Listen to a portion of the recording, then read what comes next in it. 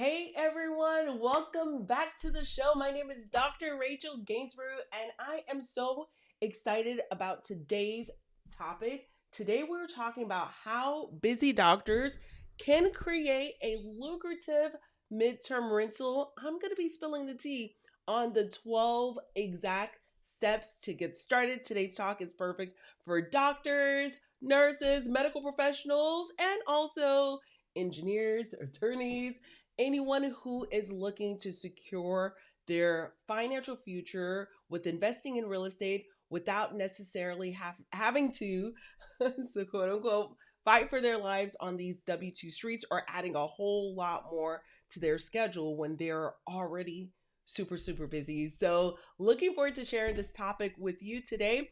Actually, I just got back from abroad. I have so much that I want to share with you. I went to Costa Rica, which was beautiful. The people there were just absolutely kind and amazing. Went to Nicaragua, Portugal, Germany, and in those countries, I had the opportunity, guys. I had the opportunity to explore what it looks like to invest in short term rentals, midterm rentals, and long term rentals. Okay, so breaking news, surprise, surprise, the fundamentals are the same, my friend. The fundamentals are the same, but there are some very unique nuances that you need to understand. So I wanted to go myself to essentially vet the deals, the opportunities, the developers, and all of that jazz. And I have something really special is coming your way. So stay tuned for that. We're not going to dive deep into that today, but just wanted to highlight the fact that investing abroad, a lot of the fundamentals are the same. Okay. So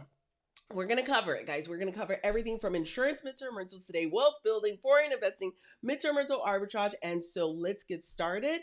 I want to make this as simplistic as possible. I want to simplify all of the complexities that you are hearing out in the space. So this is more simple than you can imagine. Okay. So simple that I want to start off with just breaking it down. All right. So let's dive in.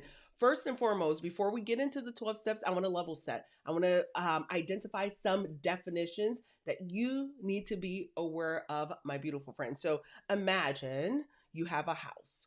You're looking to rent this house out to a tenant or a guest in order to create, some side hustle revenue, a few dollars on the side. Okay. So there are a multitude of ways that you can leverage this house to create revenue on the side. Number one, there is a long-term rental strategy. That's you have the house, it's not furnished, you rent it out for a year. A lot of the individuals who are investors in the long-term rental space, they often say if they're making an extra $100 per month per property or $200 per month per property, that is perfect for them. But for me, I'm going to be honest with you. Once I heard that, I had to calculate for myself, well, how many of these properties do I need? How many of these properties set up at this strategy do I need to really make a dent at my day to day so that I can have some options, whether it's going to be to cut back, whether it's going to be to reposition, what I'm doing on a day to day basis. So if I'm going to make an extra $100 with one property, and then I'm going to need two properties to make an extra $100, a lot of the experts in the space are telling us go and get 10 of those. So 10 of those properties, I'm making an extra $1,000 a month. All of that work for an extra $1,000 a month. So when I brought that, I was like, well, that's a lot of work for an extra $1,000 a month. I'm not going to downplay $1,000. $1,000 is $1,000, but it's a lot of work, and you're dealing oftentimes with difficult tenants. You're dealing with evictions. A lot of the people in the space, they're reporting that one major renovation, puts sets them back a bit. There are advantages, but one major renovation, say the water heat bursts, it's several $1,000s. So that's that entire year's revenue gone, right? Gone up in flames, so to speak. So when I asked, well, what would you do to get to your goal? Say your goal is an extra 5,000 a month, which is what we advocate for inside of our community. An actual extra 5,000 a month of cash flow net. After all the bills are paid, that is net with one property. Like, well, how do you get there? They said, well, you get another dozen and then a dozen, and then a dozen. And so that's when it clicked for me. What clicked for me is most people are optimizing for things that just shouldn't exist at all. Let's not optimize for things that should not exist. Let's find things that are in alignment and will support your goals, will support your life. That's what you need is a business that's going to support your goals and support your life. So for me, long-term rental was out. Visit me back in 10 years. Maybe I'm going to change my mind, but change my mind. Long-term rental is out. So then we got into short-term rentals. It was amazing. So for a 2 night stay, our guests were paying anywhere from $250 a night to $300 a night. Mortgage is $1,500. I mean, you do the math. We were hitting our goal of $5,000 plus per month of net revenue, which I love. So, what is a short term rental? A short term rental is kind of like an Airbnb property. You can find those bookings on Airbnb, on a platform called Verbo, on just a variety of places. So typically these properties are furnished. Unlike long-term rentals, the short-term rentals are furnished. People are traveling to your space for a variety of reasons. It can be a vacation. They're staying there on a weekend vacation, a quick little getaway. They're in town for, say a medical procedure or to visit their family encountering a medical procedure. They're just there's a variety of in North Carolina. We just had a lot of families visiting for graduations and so on and so forth. So short-term rentals are like typically less than 30-day stays. Okay, so we talked about long-term rentals. Those are your 1 year leased unfurnished properties. Short-term rentals are typically your shorter stays, 2 nights. It has to be furnished because they're only there for a couple nights. They're not going to move in all of their furniture, right? Now, midterm rentals are kind of in between. They're kind of like month to month rentals, and there are over 50 different types of individuals that need a midterm rental. We're talking about students who are living in a dorm, right? So they're there 3 months, 4 months or so, so month to month. We're talking about travel nurses, those who are there on assignment visiting a hospital, locum tenants, which are like which are kind of like substitute doctors. They're coming to help out when a hospital or facility is short staff. University professors, military individuals, relocation individuals, those who are coming to an area to determine, okay, I'm here training. I'm going to need a place to live, but in the interim, I need a place month to month until I figure out where I'm going to plant my roots and make sure that me and my family were good to go. Now, the one midterm rental strategy that we specialize in, we absolutely love, are helping families who have encountered a disaster, some type of catastrophe to their home, and they can't stay in their home anymore, but they have to move out and they get to stay with us. Our homes are furnished midterm rentals. They get to stay with us, and the insurance company, their homeowner's insurance company, pays us month after month after month.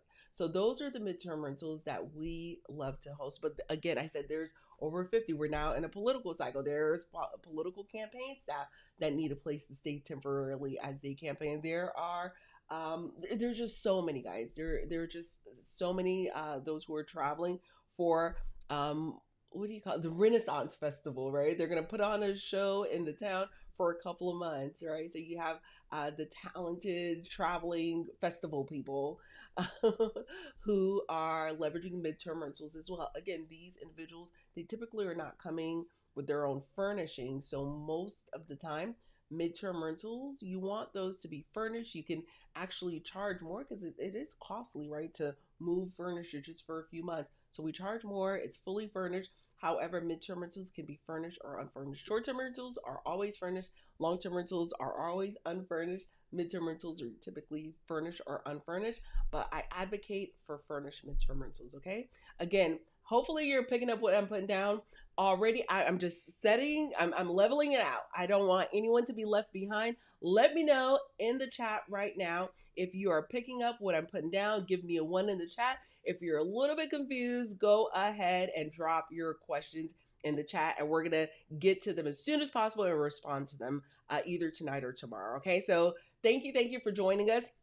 With that being said, I think I did a pretty good job of covering what the midterm rentals versus short-term rentals versus long-term rentals are. Oh, and by the way, remember when I spoke about The long-term rental strategy, what's interesting about it again is you have that steady income for a year. You're expecting that, right? So it's very, very steady, it's very stable, but it's only like $100 a month or $200 a month, what have you. I just don't delve in that world. However, short-term rentals, it's very cyclical. It's there's demand during certain seasons. There's seasons where it's a lower season, and so on and so forth. So it fluctuates massively. So short-term rentals fluctuate, but the revenue is just so worth the fluctuations.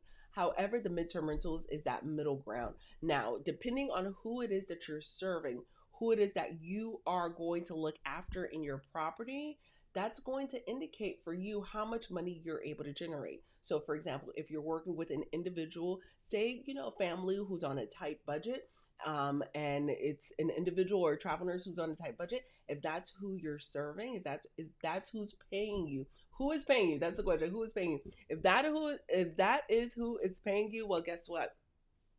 They may want a two-bedroom property in the top tier area for $1,600 a month. And if your overhead is $1,600 a month, that's not going to help you to hit your 5K per month goal, right? I'm going to take a sip. So bear that in mind. However, with the midterm rental, what's interesting about the strategy is I love it because there are so many people you can serve with this strategy, and my focus is on the insurance because it is a lower return on energy. It's quite straightforward. Once you have gotten the in with the insurance company, once you've been able to connect with them, they reach out to us time and time and time again, which is awesome. However, you're working with a corporation, and the corporations pockets are deep. So stay tuned. We're going to talk about how much they can really pay. In our next session, where I'm going to do a video for you guys. If you guys are interested in video on how much can they really pay, how to price your property, let me know in the chat.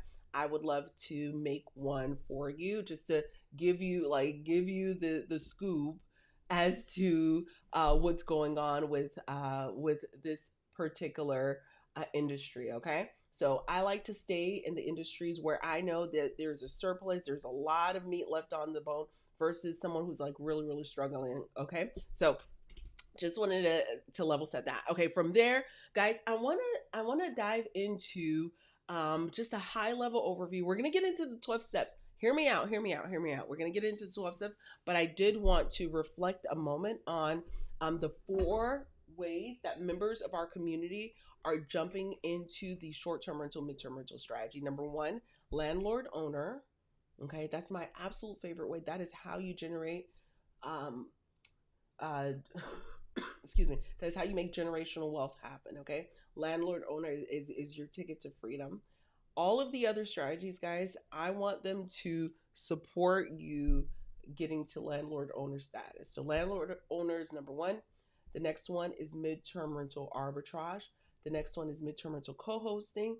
And of course, you can get into a short-term rental, midterm rental fund, which I'm participating in all 4 of these, but all roads lead right now for me to the landlord owner strategy, where I am generating I'm creating generational wealth. Okay, all right, so let's talk about landlord owner. We're gonna highlight that for now. I'll give you a high level overview on midterm rental arbitrage, and then we're going to dive into the 12 steps. So landlord owner number one is, it's when you own a property, you purchase a house. And once you purchase the house, you furnished it and you put it on the midterm rental market. The insurance company pays you, and but while they're paying you, something interesting and magical is happening, right? The mortgage debt is coming down. There's debt pay down. To get into that property, you're using leverage, which I recommend, but I'm not your financial advisor, so don't come for me. Definitely connect with your financial advisor. You're getting cash flow per month. Remember, I said I like a good 5K per month net cash flow. You're getting property appreciation if you're investing in the right and specific markets. You're getting equity in that property. I mean, it's just so many magical things happen with landlord owner. But the biggest fear, the biggest misconception is people think, oh my gosh, I cannot afford to own a property. I can't afford it. I just can't afford to put 25, 30% down on a property. Well, guys, Surprise, surprise, you don't have to. We're going to talk about that in 12 steps, okay? So what I love about landlord owner, it is the highest ROI because of all of those things. Yeah, I didn't even mention cost segregation studies, bonus depreciation, all of the tax benefits that are out there. I didn't even mention that. I didn't even mention that. Okay, so I love, love, love landlord owner. Okay, now the second strategy to getting a property. Say you're like, you know what? I don't know if I could, go in head first. I want to dip my toe in, and then I want to dip my ankle in, and then I want to dip my, and then gotta slide in because I'm nervous. I'm risk averse. Well, that's what some members of our community have done. So I think about Bola. Just last month, she was able to find a property that she thought would make a great midterm rental, and she dipped her toe. And we set up her pre-marketing strategy. She reached out to the insurance company. In our Rolodex, we have our list of insurance company where she was able to let them know, hey, she has this property she's looking at. That would make a great midterm rental. Do they have a need in the market? Within 7 hours, they said, absolutely. We have a family right now who had just encountered a storm. They need your property right now. And so she reached out to the landlord. Remember, this is not landlord owner. We're talking about arbitrage right now. She reached out to the landlord, and the landlord said, sure, there's a family in need. And you want to rent out the property, your business, your insurance, you're working with insurance, sure. Like, it sounds legit. And they went ahead and they allowed her to rent it out, and then she thereby rented it back out to the insurance company. It's a little, there's some steps there, and so we teach this in the program. I cannot break it all down. I have an entire landlord owner module platform where I teach you exactly how to speak with the landlord. She used that framework. She reached out, and you know what? She is crushing it. She did it there, and she's now doing it in 2 additional states. She lives across the country, and she's leveraging the strategy because she was like, you know what? I don't want to go all in on purchasing. I wanted to test this out. She's a scientist, just an amazing human being, guys. So love that for her. But again, she understands the insurance strategy. She understands the model. She knew which markets would provide her that extra revenue. Now, I will say that she's not getting the $5,000 net because she did not get a chance to furnish the property, but she's netting $2,000 on that first one, and then she's going to be furnishing the next property, which I'm super excited about. Okay, so that is the mid-term rental arbitrage model. It's you control the lease, you're renting out the property for like a year, and you're controlling the lease, and now you can rent it out to the insurance company. They typically need the home for 3 months, 6 months, 13 months. And so she's in communication with the insurance, with the landlord. The landlord's happy. They're getting paid on time. She's happy. The insurance pays on time, my friend. The homeowner's insurance pays on time. I'm talking about Allstate, State Farm, Progressive. I'm just name dropping them. Do not go out there reaching out to them. They're not going to know anything as to what you're talking about if you just reach out to them and say, hey, do you have insurance needs? No, no, no, no. They work with third parties, and inside of our Rolodex, we have all of the names, like Melody's names, all of the names of the third parties that they are working with. Okay, so that is the landlord owner model. All right, guys, so we're already all the way in. Goodness gracious. Oh, no, that was the landlord owner model, and that was the midterm rental arbitrage model. Okay, and so we highlighted a little bit of international, but I want to dive in. Step one, we're going to dive in now. Step one, I had to lay it down for you. I had to give you the lay of the land, but we, my friends, are ready to dive in. So step one, to secure your first or next midterm rental, short-term rental property, I love a good hybrid. First and foremost, you want to secure your down payment. Okay, so we're talking about acquisition, we're talking about purchasing. As a matter of fact, there are a lot of people in our community that asked about the midterm rental module, having acquisition, purchasing as a part of that module. It's in there now. So to secure your midterm rental property, guys, you need to figure out what your down payment is going to be. Okay. So, and where are you going to get it? So for me, when I first started out, my down payment came from my W-2 savings, from some bonuses that I had access to. I even tapped into a little 401k. I'm not saying that you need to do this, but that is what I did. Okay, so members of our community have come up with a variety of ways that they've shared that they have generated their down payment. What I love about our community is when we have our debriefs, they let us know what those down payments are, okay, and how they came up with it. There's some that have used whole life insurance policies, that have special riders. There's some that have liquidated their single stocks. There's some that have used bonuses. There's some that have used IRAs of other individuals. It's complicated, but stay tuned. We're gonna have an IRA specialist join us at some point. So that's a little bit wonky. There's some that have used a 1031 exchange model. And there are a few, Sophia, shout out to you, our attorney from Atlanta. There are a few that found lenders that had zero down. Zero down. I'm not talking about 1980. I'm talking about in the recent future, which is absolutely amazing. So it's really important, guys, to step two. I'm going to go to step two. It's really important, guys, to go to step two, which is financing, determining who it is that you're going to work with for financing. So I have my exclusive Rolodex. Shout out to Jeff Chisholm, is one of the lenders that we work with that provide us not, we're not talking about 25-30% down, typically 10% down. I've had local lenders give us a 3.5% down. There's a local lender that gave Sophia 0% down. So it just really, really depends. So finances, you want to figure out who you're going to work with for your closing, who's going to finance the property, because we leverage. For those of you who may be, on the a little bit more mature, older spectrum, you may appreciate a larger percent down because you may not want a larger monthly payment. So it just depends. Everyone's different, but I like my cash. I want to hold on to as much of my cash as possible. So I am not trying to give a humongous down payment. I am, y'all. This is timely, guys. If only you knew. If only you knew. I'm not trying to give a humongous down payment. So for me, 0% down, 10% down, I'm here for it all day, every day.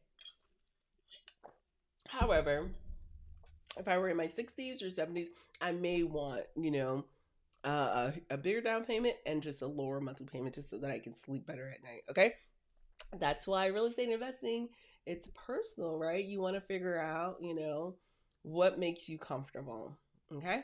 So that is insider tip number two. That is number two. Our tip number two, figure out who you are going to work with for your financing stack, your funding stack, your lender. And again, like I said, my exclusive Rolodex, I love the lenders that we work with. The reason I love them, the lenders are not all lenders are created equal. There are some lenders that are going to promise you the moon, but when it comes closing time, they have no idea what that looks like because they don't close. No offense, and I know I'm gonna get hate for it, but there are some lenders that just won't close. I have members of my community. I'm not gonna name any names who have gone off script and went out to find their own lenders. Okay, fine. We have a Rolodex, but you want to find your own lender. You're saying that this lender is promising you this, that, and the other. Fine. They're not even recommended by our Rolodex of realtors. You're just going off on your own. Well, when it's closing day, don't come crying to me. Just saying, don't come crying to me because that lender promised you the moon. They didn't even have a cup to provide you, and they're promising you the moon. Whereas my lender, who may not have all the wells, all the bells, all the whistles, they weren't able to promise you everything. They're going to close. They're being conservative. They're going to be honest. They're going to let you know what they can really do, what they can't do. This one over here is telling you they can do all these things. When it comes time to closing, they're not even there. Okay, so I'm gonna get off my what is it? My high horse? No. What's the word, guys? Soapbox. I'm gonna get off my soapbox. I just keep seeing it. Okay, so you have your down payment in hand. Step one. You have your lender in hand. Step two. Step three, my beautiful friends, and I'm gonna take notes to make sure that I don't forget. Step three, my beautiful friends, is market analysis. Determine what market you want to invest in. Okay. Market analysis is oh so very important. Hit us up, 75gems.com, where you can find my top 75 cities with the highest profitability for short-term rental.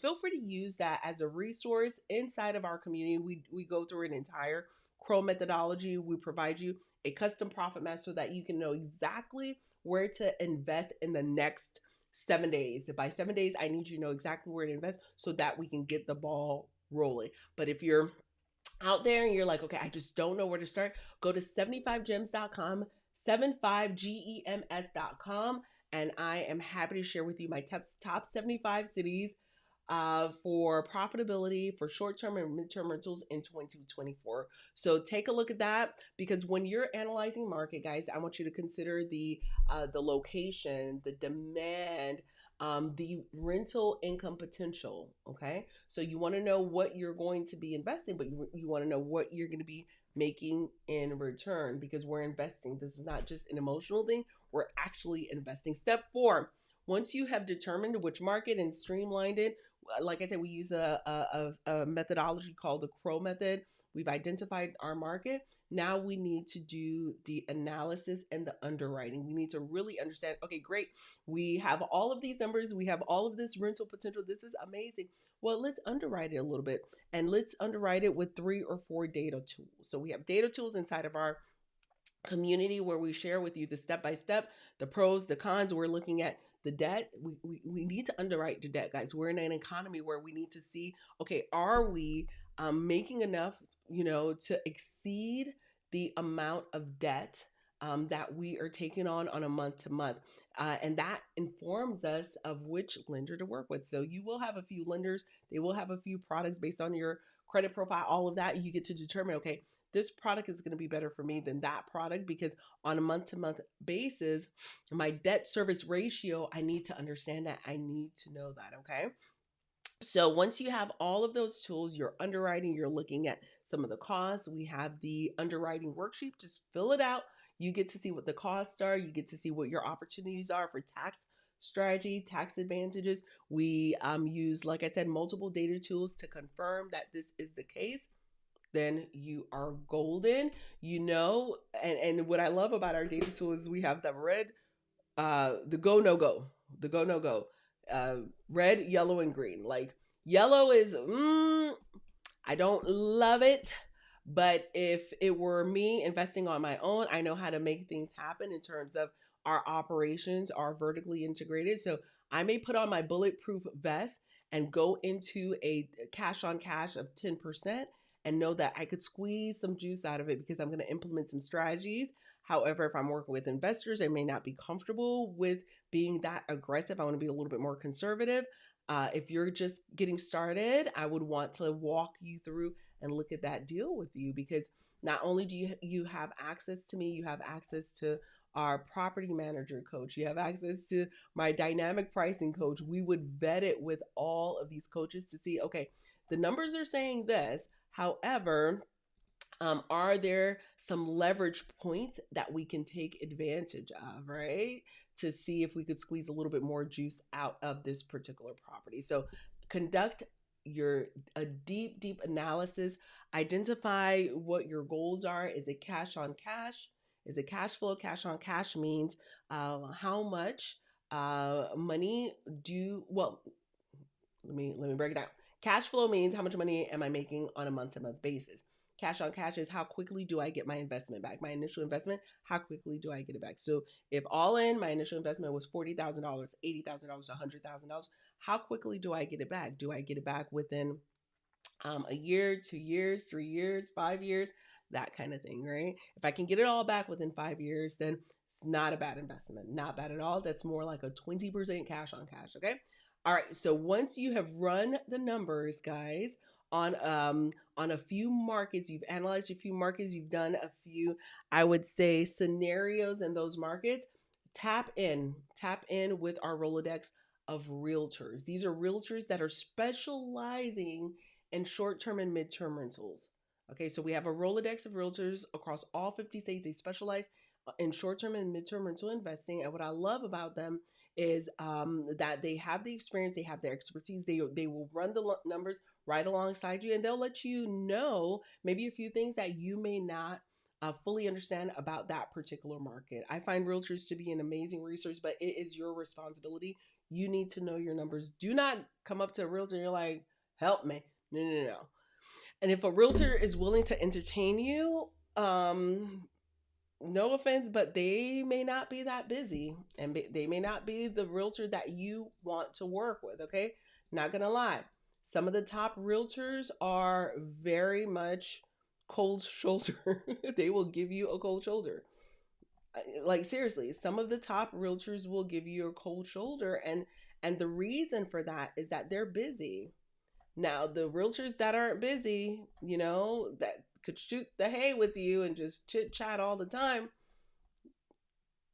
that should tell you something. All right? That should tell you something. I'm just saying, don't come for me. Don't shoot the messenger. So, if you find that the realtor is a little bit standoffish, if you find that they're not the most responsive, that typically means they're doing things. They're closing.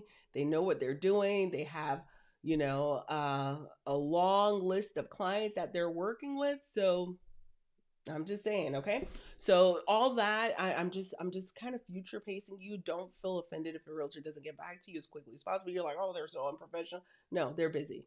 And so that is why it is important, and it would behoove you. And I tell members of our community, do not tap into that Rolodex until you have your pre-approval in hand, and until you have your lender identified, until you have your market identified and you're ready to go. You have your buy box built. That is what we do inside. We want to build your buy box so that the realtor knows exactly what you're looking for, and you're not here to play games. You're not here to waste their time. Nobody wants their time wasted.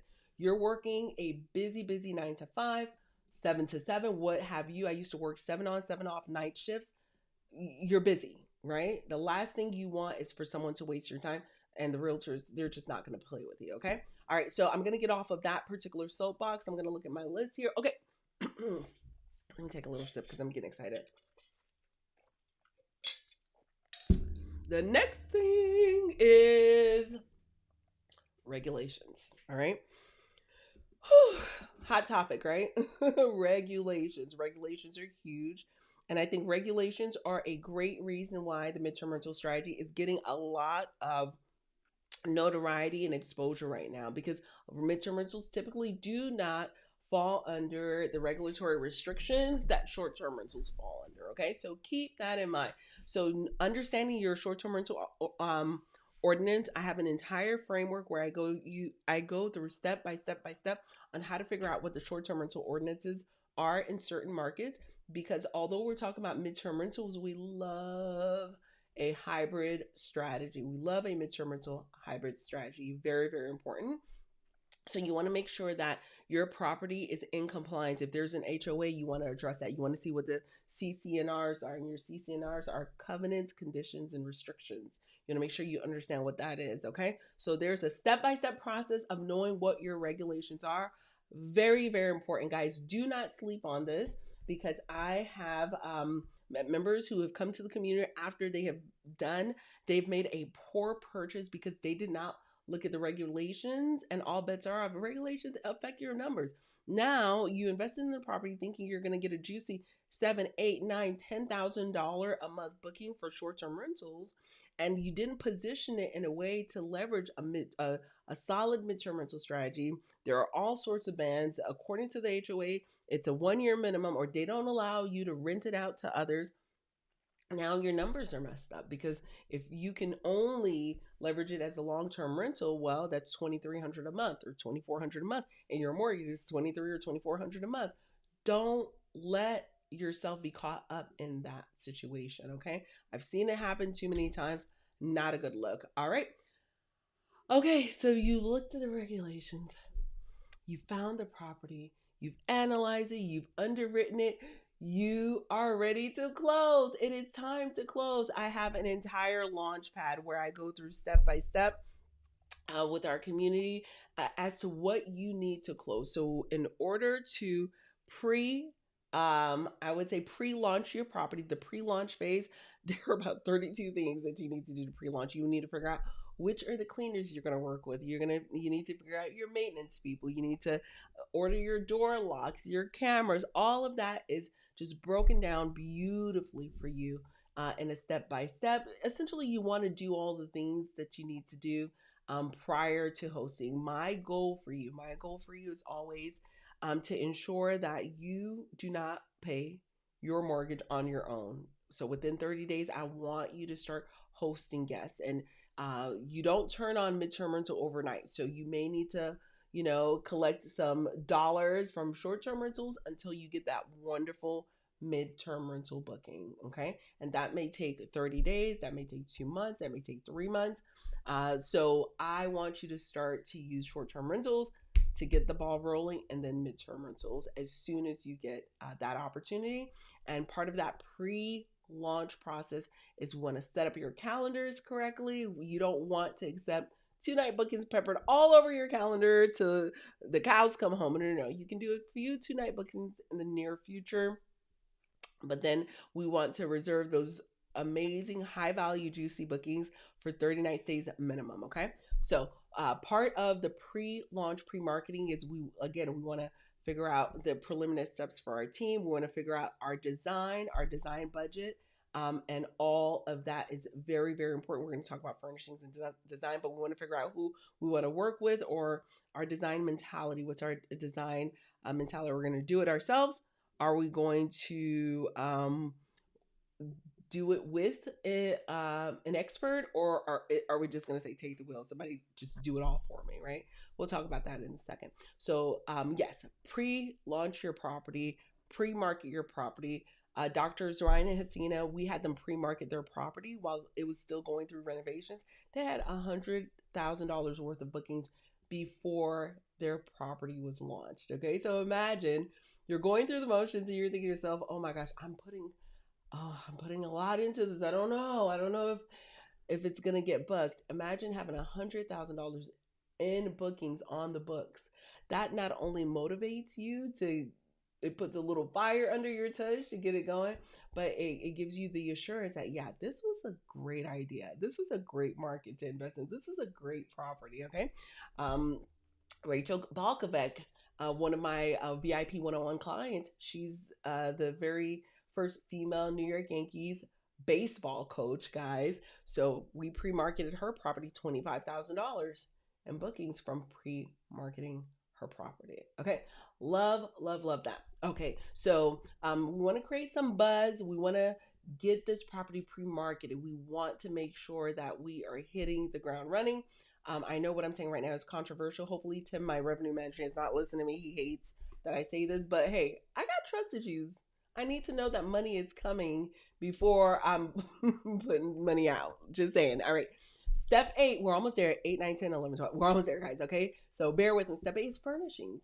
Okay. So I'm going to keep it light and easy. So there are, I would say, 4 ways that my members are furnishing their property. Number 1, there is we have our amazing design coach Amy inside of our program. She will work alongside you. It's like a done with you, or she will do it for you with your team, or she will help you just to order the items and you do it yourself. So she's got a variety of ways that she could work with you, which is awesome.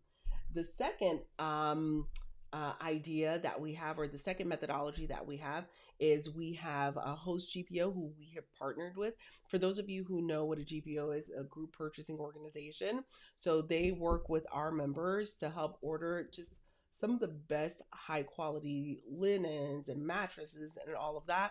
Next up is we partner and create packages with another furnishing and design company. All of these guys are wholesale. We want you to get wholesale pricing. However, these are high quality. West Elm, Pottery Barn, Williams Sonoma, high quality, but wholesale prices that I negotiated for our members. Okay. Um, and then last but not least, I don't recommend this. I don't recommend this. Well, actually, before last but not least, of course, you can do it yourself. You can go on to which Wayfair. Actually, I like looking at Wayfair and playing around on that site. I love their lighting. I'm not gonna lie. I will get Wayfair lighting all day. The furnishings are hit and miss. Some things are phenomenal, some things are not so phenomenal. And then you need to understand the delivery times as well. But you can do it yourself. Wayfair has like this construction of the rooms built out where you can actually go ahead and do it yourself, which I think is pretty cool and it's pretty interesting. Oh, something just popped up here on my screen. Yay! I'm seeing it. Okay, fantastic.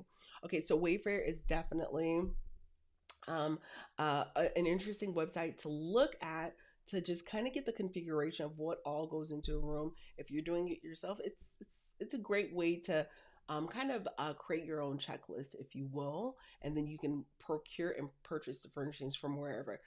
Not gonna lie, my very first property that we launched, we furnished the entire thing off of Facebook Marketplace.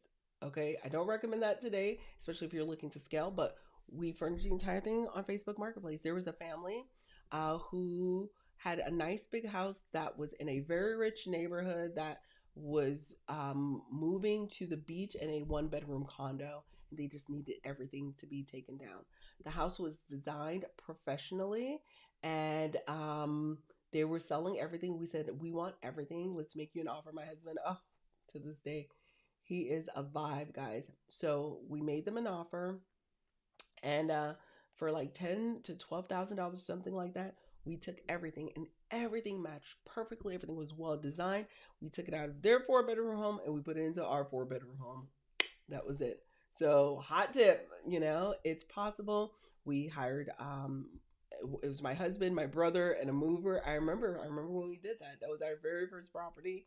Our second property, I worked with our professional designer, and she was the one who set up the property that was featured on Netflix. So yes, we got a Netflix feature, guys. I'm not sure if you're aware of that. Okay, so last but not least, um, let's see, rental furniture. I don't recommend it, but if you're in a pinch, that is definitely an option out there to rent out furniture. And that's a strategy that some of the government contract folks use as well. So keep that in your back pocket. Okay, so from there, we talked about the pre-launch, getting your team. Once the property is ready to go, guys, professional photos. Professional photos. Do not sleep on high quality professional photos.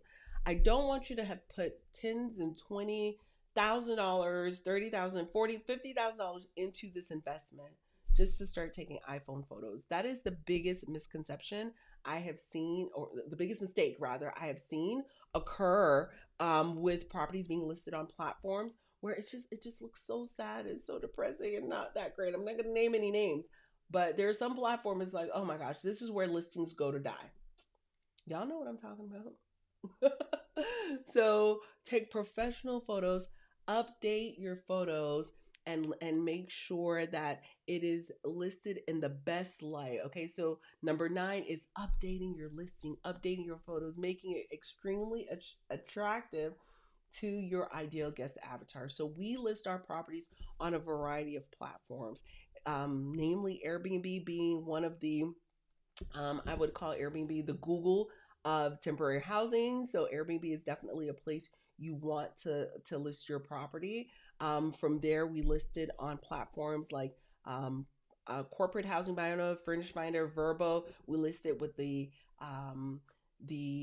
temporary housing agencies like ALE Solutions is one. So just make sure that you're taking professional photos, you're putting your property in the best possible light, you're highlighting for your future guests what it is that your property has to offer. And once you have accomplished that, you want to, step 10 is really optimize your listing. You want to make sure that the listing is compelling, all of the amenities are there. Not all amenities need to break the bank, guys. Some of you are thinking, oh, Rachel's talking about amenities like a resort size swimming pool, all of that. Not necessarily. Some amenities that are important, especially to the midterm rental guests, are pet friendly stays. That's an amenity that doesn't have to break the bank. So optimize your listing to make sure that you're marketing it in the best possible life. You want to draw in your future guests. Okay, so that's step 10. Optimize your listing because I need you making money, and it's again, you're going to be pulling levers. So depending on what it is that you are encountering with your listing. We pull those levers so that we can adjust and make sure that you are winning. So, what do I mean by that? If you show up to our market analysis calls on Thursdays, and you're like, okay, Rachel, I just have my listing. I'll say, pull up your listing. Well, what is your click through rate looking like? And you're like, oh, nobody's even clicking on my listing. Well, why is no one clicking on your listing? So we place your listing into our platform, and I have a way of identifying where you're showing up on search, and you're on page 17. How many people? When was the last time you went on page 17 on Google to look at a result? I don't remember doing that. Like I maybe used to do that back in the day, but Google has done such a good job of giving us what it is that we're looking for on page one that I don't go to page two. If you're on page two, you might as well not exist, right? So I want our members to be the first 10 on the platform showing up to ensure that they are getting the booking. So if you're on page 17, if you're not getting the clicks that people are even clicking through, it's number one, you have no visibility. You're on page 17. Number two, I'm looking at your photos. Oh, this photo looks dark and just kind of depressing. Number three, I'm looking at your title. Your title, your listing title, you went ahead and used that precious, amazing real estate to give me the name of your property. Okay. Not that Nina's done this. Nina's our pharmacist that's in the community. She's absolutely amazing. Her property is named Hideaway Behind the Lakes, or Hideaway Between the Lakes. Hideaway Between the Lakes. Great. Great. I love that name for the property. We name all of our properties. Um, uh, uh, Meet Me at Mango. That's another property that's that's a part of our community. So we name them really cutesy names. However, the title of the listing should not have the name. I mean, like, what is that name doing for everyone? Anyone, unless it's a specific brand that you've built and people are looking for that brand specifically. That's one thing, but the title needs to provide the most important value proposition for that market. Two king size beds, pet friendly, brand new listing, so those are things you want to draw them in, and just kind of get them to say, oh wait, stop, let me click on this listing. Okay, so that is some of the strategy that we leverage when we're optimizing, putting it out there. You got to test it, you got to put it out there.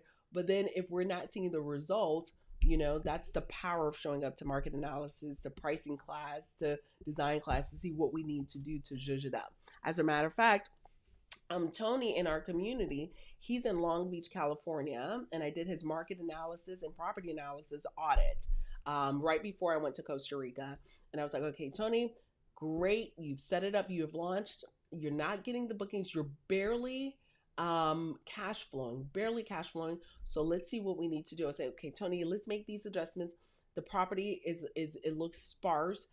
There's nothing intriguing on the walls. It's not drawing me in. So Tony's like, bet, got it. I was kind of feeling that way too. I kind of outsourced it all to somebody else to do. Let me step in and start making these adjustments. He stepped in and started making the adjustments. I just got back and he said within a week, he got a booking. Now his overhead is $2,300 a month, and it's a 2-bedroom, so it's a smaller property. He got a booking for $4,700 per month for 3 months. The family encountered a fire damage, but the optimization is key, guys. Okay, so keep tweaking, keep optimizing to ensure that you're ranking really high in the algorithm. You are getting those bookings. Okay, step 11. We're almost there. Whew, we're in the home stretch, guys. You're gonna love this. You're gonna love this. Okay. So step 11. Step 11 is to self-manage your property, especially during year one. Okay. So I have to say this because I believe that a lot of you are going to qualify for some massive tax benefits, bonus depreciation, cost segregation study. I want you to manage it yourself, especially year one. Manage the property yourself for year one. Okay. Once you've managed, and Dr. Dada, I'm looking at you, lady. We launched her property. She closed in November. We launched in December. December of 2023 was considered year one.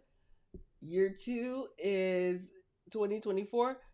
You can outsource it if you have to. I don't recommend it, but you can outsource it if you have to. Okay. So I have a couple of docs who are working in the emergency room and they're able to actually manage right on their cell phone. They can manage on their cell phone.